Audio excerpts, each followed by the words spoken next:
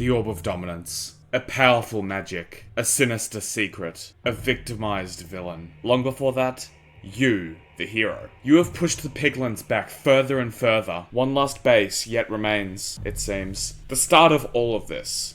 The great hog calls out. From the back, a figure emerges. Older and more well-mannered. They call upon runts from the side, bringing forth a beacon core. A great magic is cast upon this artifact. Magic stemming from somewhere far beyond. With the recent release of Minecraft Legends, a lot more of the history of the world of Minecraft, the overworld mainly, has been revealed. The very nature of the overworld is far more interesting than we may have first thought. There's also been a lot of theories branching from the Broken God theory, alongside questions. So in this video, I wanted to take a small dive into answering your questions and diving deeper into your theories. If you enjoy the video, consider subscribing. It always helps the channel out. If you want me to cover more topics and questions, comment down below.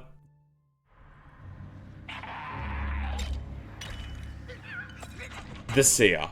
This character is one shrouded in mystery. We never battle them. We never even hear their in-game name. Yet, they are clearly of importance to the Great Hog and the piglins as a whole. The Seer seems to possibly be pulling the strings in a way, actively influencing the other legendary ancient piglins. A title which we'll use to identify the generals and the Great Hog, sending them to invade the overworld. Which seems familiar to another character we know, doesn't it? In Minecraft Dungeons, the Orb of Dominance, especially shown in the canon novel The Rise of the Arch-Illager, is shown to be very manipulative of its user, if they overstep their boundaries, basically using the Arch-Illager as its puppet, as it can't materialize its form outside of its dimension of origin. The Seer's relationship with the Orb is unknown. It may be similar to that of Archie, being an unwilling, unwitting servant forced into a position of power with no means to get out. It might not even be that. They may be working together more cooperatively with mutual goals. The power of the Seer seems a lot stronger than the other piglins.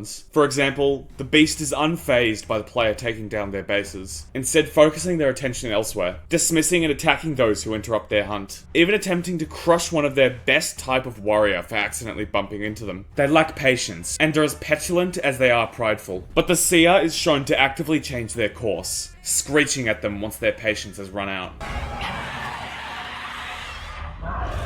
The beast fears little, being the most dominant figure in the horde of the hunt. They are chaotic and stubborn, yet the Seer, the smallest out of these fabled ancient piglins, directs them with such agitation, and the beast doesn't show as much of a threat of violence. Not even the other piglin generals are willing to show disrespect to the Seer, moving aside as they walk through. Within a military hierarchy, the generals usually answer to the supreme commander, which fits the Great Hog perfectly. But the Seer, even seeming higher than the generals, isn't exactly above the Great Hog. So where do they fit in? The title of Seer is very interesting. This name has several definitions. One being, a person of supposed supernatural insight who sees visions of the future. Or, one that practices divination, especially by concentrating on a glass or crystal globe. While we don't see any sign of visions of the future, this almost exactly matches the description of the Seer with the Orb of Dominance. Divination is the art or practice that seeks to foresee or foretell future events, or discover hidden knowledge, usually by the interpretation of omens or by the aid of supernatural powers. Instead of looking into the future, the Seer may be a source of knowledge. We know they may also act as an advisor to the Great Hog. They even share a deal of mutual respect for one another, unlike many of the piglins.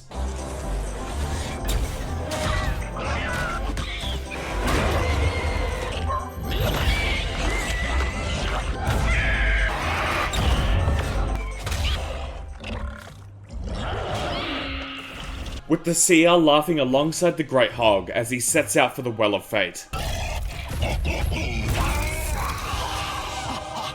The Seer, with the supernatural power of the Orb of Dominance, also displays magical knowledge, fitting for divination with the construction of the Night Beacon, and the enchanting of the Great Hog's throwing spear. In this way, they may also act as some kind of priest. Other than this, not much can be drawn from what we see of the Seer. Once the Great Hog is defeated, they remain in the Nether. Their fate is left unclear. Perhaps sometime down the line they may strike back once more, in a later Legends expansion. Or perhaps, we may take the fight to the Nether. This next part is just a a super rough speculation from my end, but imagine if High Block Castle was the Seer's main base, using the Orb of Dominance to create it out of stone instead of nether materials, through using the orb to keep them alive rather than nether spreading machines. Piglins who had survived the Battle of the Well of Fate were sent back to the nether, giving them the chance to alert the Seer. This is a loose possibility, however. The ruins of High Block Castle contain symbols, chiseled into the stone like that of the plus shape, seen in the fountains of villages and the well houses. Overworld imagery, and not nether. Nonetheless, we should keep our eyes out. Since the last video, there's been some theorizing and talk, playing around with the idea of a fourth host, with many figuring it to be Ender. Let's dissect this idea with some popular talking points. To start off simple, one point made is the amount of eyes each host has. Action has 1, knowledge has 2, and foresight has 4. Some believe there to be a missing link of sorts between knowledge and foresight, stating that the depiction of the Heart of Ender with its 3 eyes on its face may fill that in. In the opening cinematic, when knowledge believes foresight to be afraid of the situation regarding the Piglin invasion, foresight says, "No, I'm just sad that it has come to this." They all seemingly look far off somewhere else, potentially at a corner someone would fill. Hosts also share a similarity with the Heart of Ender, as they become starry and translucent when outside of the Well of Fate, which some believe to provide a connection between them. They're even able to view the world from afar, in a similar way to the Orb's ability that Archie uses in the novel. The evidence for Ender being the fourth host, or there being a fourth host at all, is few and far between, however. The idea of the eyes having some sort of meaning here is rocky, more so when you consider the fact that the Heart of Ender has eyes throughout its body as well, and that Eyes of Ender also exist, and are also significant to consider if you've watched our last theory video. Foresight's quote also is a bit too vague to make much of currently. Perhaps things may be clearer later on, as the universe of Minecraft expands with more books, games, and updates, but it really could refer to anything. Perhaps an imbalance in the cosmology in the Minecraft universe, the fact that creatures of another dimension have invaded theirs, or that their perfect, peaceful world may have to resort to some kind of violence. The similarity with the Orb's ability to view the world in this magical way is interesting, but the difference here is that the hosts can't actually do that. They lack the ability. Instead, they must peer into the well, as we hear Foresight say early on into these cutscenes of their visions, more images in the well. The Orb of Dominance can do all that on its own, however. The starry appearance of the hosts is the most convincing, but even that is somehow muddied up with what we know of the end, and even what we learn in Legends. The hosts are fully viewable within the Well of Fate as they are. Outside, they become starry, as mentioned before. This is very similar to the Heart of Ender, when it unleashes its form outside of the end. The key difference, however, is where they draw their power. The hosts turn translucent and sparkly when inside the well, signifying that this is where they get their power. When the well is being damaged, their voices struggle to maintain audibility when they communicate with you from far away. The fact that the hosts become transparent and starry outside the well also indicates that their power emerges from this place. The Heart of Enders, as stated by the Nameless One, comes from somewhere far beyond the end, and we see as it can finally materialize a physical form once it enters the dimension, and reforms its true physical body as it reaches the core of its dimension. These differences in the sources of their power heavily imply that the hosts and the various fragments of Ender are of separate natures of origin. The power of just the Heart of Ender on its own is also far greater than the hosts. The hosts are actually not as powerful as one may think them to be portrayed, considering the events of Legends are an in-universe villager tale, and that they essentially functioned as their gods, of sorts. They do not have utter control over the cosmos, and their abilities are limited. When constructing the world, they relied on machines such as towers and the firsts to assist them. They cannot magically shape the world to a major degree, at least not as much as the Orb of Dominance can, let alone its perfect form as the Heart of Ender, let alone what implied power Ender may have. The Heart of Ender has the power to change and shift the world physically and cosmically, unlike what we see with the hosts on their own. In the novel, the Orb's power is used by Archie to rip metal from the earth and magically shift it into the staff that we see him carry. Chapter 11. A beam of light arched out from the orb, and exposing a vein of metal running through the floor in front of Archie. Blocks of iron and gold rose up from the ground, and hovered there before him. A moment later, they began to spin around and around like a top. The blocks whirled about, becoming taller and narrower, until they melded into a tall, straight pole, with a small disc on its top. It also summons food for him, from seemingly nothing. He realized then that he was still starving. A moment.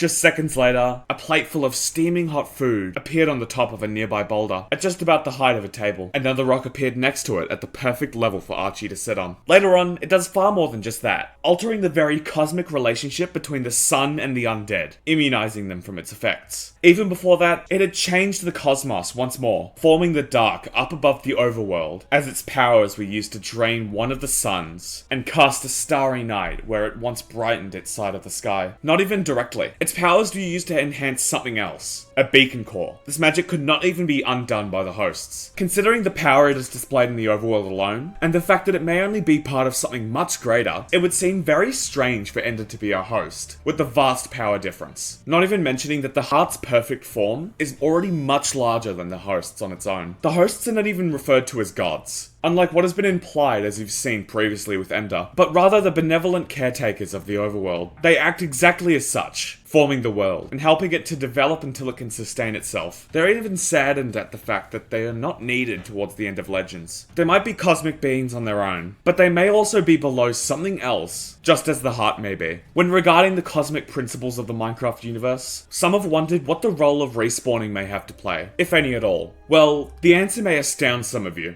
Perhaps this is the most game-changing aspect of this universe we've yet encountered. The answer is no. But not just a no, it is numerous no's. And it's just that simple, right? Respawning would imply many things. That death is not permanent. That death is simply an inconvenience. But we know better. The dead walk only because of magical forces, either unintentionally by the nature of the world, or by the will of another. Otherwise, they remain lifeless. Even humans. In the desert temple, catacombs of sarcophagi litter the place. And they do have occupants. Or most at least did. Even the Orb of Dominance, with its own ancient knowledge and influence, understands the mortality of any. With Archie's longing of revenge towards the one who forced him to leave the Squid Coast, the Orb says, even heroes such as those are no threat to you. Not individually, but they do not work alone. When your forces band together, they can amass an overwhelming force. If we wish to defeat them, to remove them from the land once and for all, we need to form an army of our own. In Minecraft, respawning is simply a product of game mechanics. Even the methods of respawning, the bed and respawn anchor, give the message, intentional game design, when you are killed by their explosion. Respawning is not an in-universe occurrence, and these death messages even allude to it. The respawn anchor, however, may hold something to it. One thing most do not consider is the fact that the respawn anchor is, in fact, a portal. It has that iconic swirl of the nether portal. It makes distorted portal whooshing, and it has portal particles. The very idea of the respawn anchor is very interesting in not only its execution, but its intent in that. In a tweet, the art director for Minecraft, Jappa, says, fun fact, the respawn anchor's portal is in reverse, and the particles go outwards instead of inwards like the nether portal, indicating that you cannot go in, but only out. Out from where? This is a question that cannot be answered currently, but implies the existence of perhaps another world outside those we know and assume to be. If you enjoyed this sort of multi-theory video, then subscribe if you haven't already. If you want me to look into possible ideas for future theories, join the Discord in the description to suggest more. For those who are interested in more reveals for the Vanilla Plus mod, another video might be just around the corner. A mob vote perhaps?